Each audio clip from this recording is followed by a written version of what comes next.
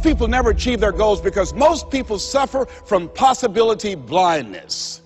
They look around trying to think about the things that they don't have. Robert Roots, a young man who wrote a book about success principles of the Three Little Pigs, he said, it's not what you don't have, it's what you think you need that keeps you from being successful or happy in life. It's not what you don't have. See, I was focused on what I didn't have. Don't have a college degree, don't have any credentials, never worked for a major corporation. I was focused on the negative things. It said negative things are the things that you see when you're not focused on your goal. What do you come with?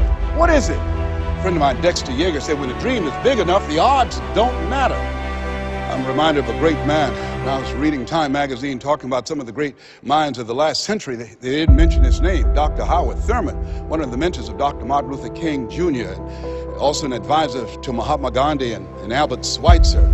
And he said, the ideal situation for a man or woman to die is to have family members standing around their bed praying with them as they cross over. But imagine, if you will, being on your deathbed and standing around your bed, the dreams given to you by life, the ideas that you never acted on, the talents, the gifts, the abilities that you never used. And there they are, standing around your bed, looking at you with large, angry eyes, saying, we came to you, and only you could have given us life. And now we must die with you forever. And the question is, if you died this very moment, what will die with you? What dreams, what ideas, what talents, what leadership potential, what greatness that you showed up to bring, that you allowed fear or procrastination to hold you back?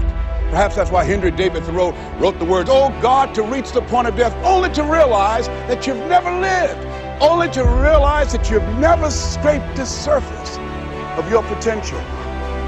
When you don't have a true appreciation and acceptance for who you are, and you allow yourself to be immobilized by fear, what happens in the process is that you begin to abuse yourself.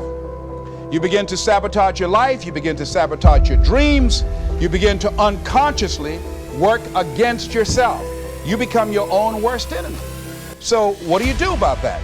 Well, you begin to realize that your dream and your gifts have so much meaning and so much value for you till your hunger for them will begin to push you past the fear. Your hunger to have them will give you a special drive.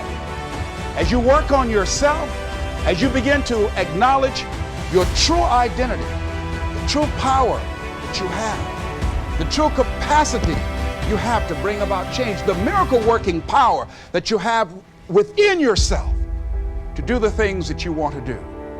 When you take them on, I'm reminded of a man who, this gentleman was doing a special study of a special tribe in Africa, headhunters. And he had difficulty in developing a relationship with these tribesmen because of the fact that he had fear. He had fear they would take his head. So he worked there for a long time with no effort, no progress in developing a relationship and rapport and being able to achieve a level of trust. So finally one night while he was in bed, he was thinking about it. I said, what is it that you came here to do? What is your life work as a missionary? He said, I wanted to study these tribesmen. I said, what's the worst thing that they can do to you?